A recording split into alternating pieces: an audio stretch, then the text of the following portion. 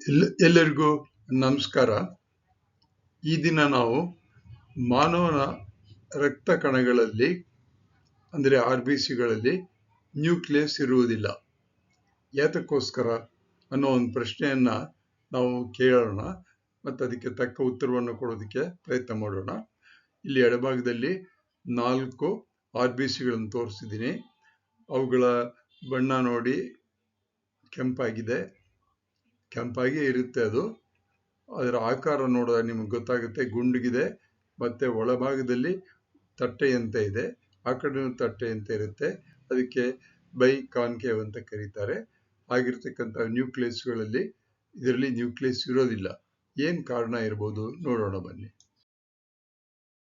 ಇಲ್ಲಿ 2 ಚಿತ್ರಗಳನ್ನು ತೋರಿಸಿದ್ದೀನಿ. ಒಂದು RBC ಅಥವಾ ರೆಡ್ ಬ್ಲಡ್ ಸೆಲ್ ಅಥವಾ ಕೆಂಪು ರಕ್ತ ಕಣ ಎಡಭಾಗದಲ್ಲಿ ಇರ್ತಕ್ಕಂಥದ್ದು. ಬೈ ಕಾನ್ಕೇವ್ ಡಿಸ್ಕ್ ಅಂತಂದ್ರೆ ಸೆಂಟರ್ನಲ್ಲಿ ಒಂದು ಕೇರಮ್ ಕಾಯಿನ್ ತಗೋಣ, ಸೆಂಟರ್ನಲ್ಲಿ ಒತ್ತಿದಾಗ 2 ಕಡೆನೂ ತೆಳ್ಳಗಾಗುತ್ತೆ ಮತ್ತೆ ಗುಂಡಾಗಿರುತ್ತೆ.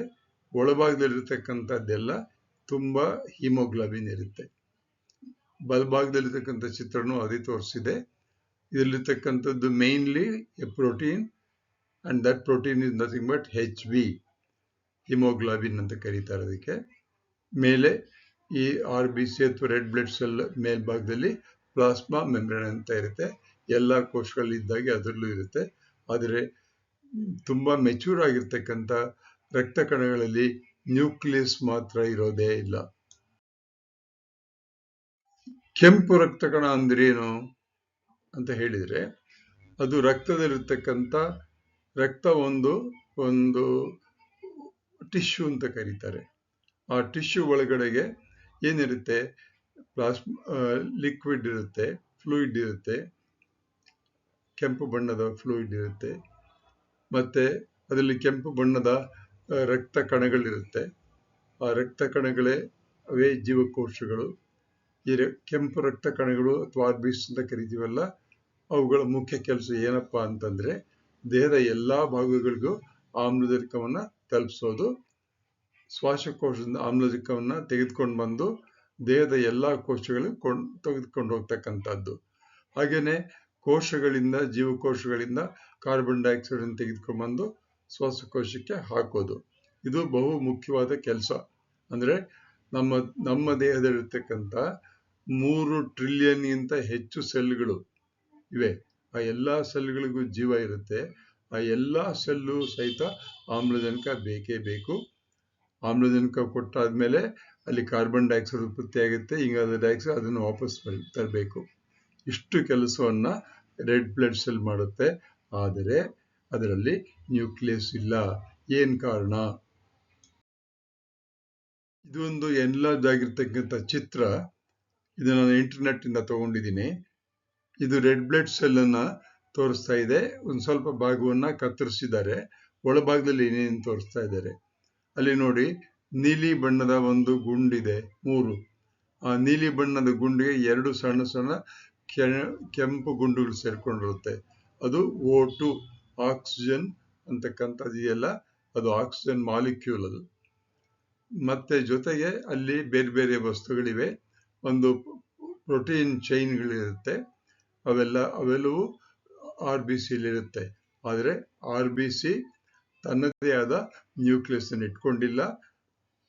ತನ್ನಗೆ ಬೇಕಾಗಿರ್ತಕ್ಕಂಥ ಪ್ರೋಟೀನ್ಗಳನ್ನ ಅದು ತಯಾರು ಮಾಡೋದಕ್ಕೆ ಆಗೋದೇ ಇಲ್ಲ. ಅದಕ್ಕೆ ಈ ನ್ಯೂಕ್ಲಿಯಸ್ಸಿನ ಕೆಲಸ ಏನು? ಸುಮ್ಮನೆ ನ್ಯೂಕ್ಲಿಯಸ್ ಅಂದ್ರೆ ಏನು ಅಂತ ತಿಳ್ಕೊಳ್ಳೋಣ. ನ್ಯೂಕ್ಲಿಯಸ್ ಅಂತಕ್ಕಂಥದ್ದು ಜೀವಕೋಶದ ನಿಯಂತ್ರಣ ಕೇಂದ್ರ.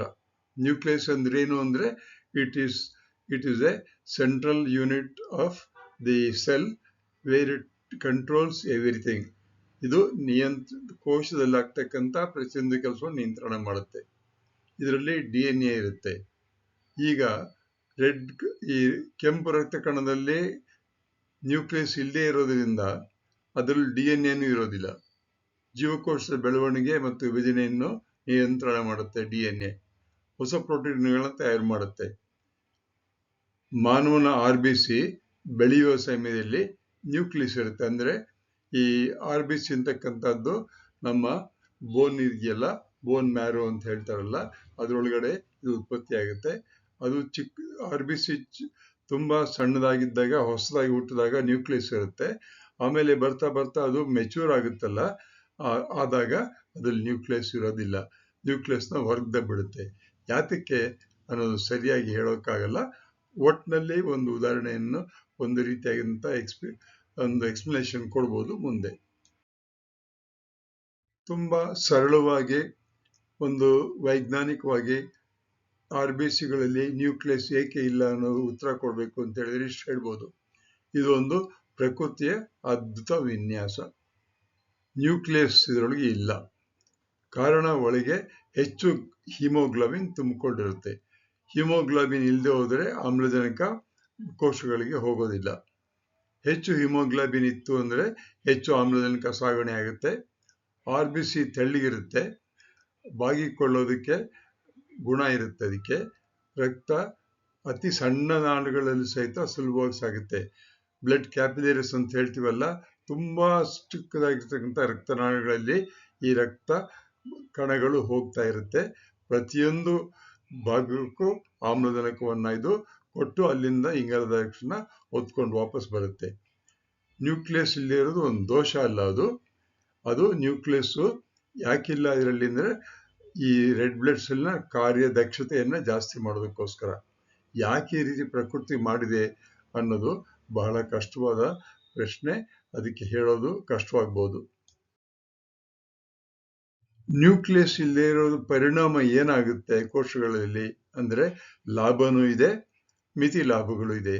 ಅಂದ್ರೆ ಹೆಚ್ಚು ನಷ್ಟ ಇಲ್ಲ, ಸ್ವಲ್ಪ ಲಾಭನೂ ಬರ್ಬೋದು. ಆಮ್ಲಜನಕ ಜಾಸ್ತಿ ಆಗುತ್ತೆ. ಅಂದ್ರೆ RBC ಅಲ್ಲಿ ನ್ಯೂಕ್ಲಿಯಸ್ ಇಲ್ಲದೆ ಇರೋದ್ರಿಂದ ಹೆಚ್ಚು ಆಮ್ಲಜನಕ ಅದರಲ್ಲಿ ಹಿಡ್ಕೊಳ್ಳುತ್ತೆ. ಸುಲಭವಾಗಿ ಅದು ಬಗ್ಗೋದಕ್ಕೆ ಸಾಧ್ಯವಾಗುತ್ತೆ. ನ್ಯೂಕ್ಲಿಯಸ್ ಇದ್ರೆ ಬಗ್ಗೋದಕ್ಕಾಗಲ್ಲ. ಆಮ್ಲಜನಕವನ್ನ ಅತ್ಯಂತ ಪರಿಣಾಮಕಾರಿಯಾಗಿ ಸಾಗಣೆ ಮಾಡಬಹುದು.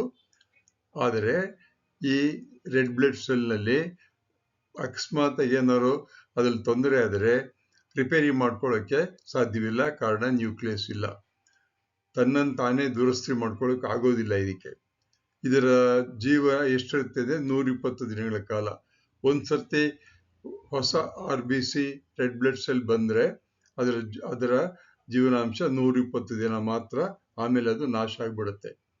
ಹೊಸ RBCಗಳನ್ನ ಬೋನ್ ಮ್ಯಾರೋ ಅಥವಾ ಮೂಳೆ ಮಜ್ಜೆ ಅಂತ ಹೇಳ್ತೀವಲ್ಲ, ಅದರಲ್ಲಿ ತಯಾರು ಮಾಡುತ್ತೆ.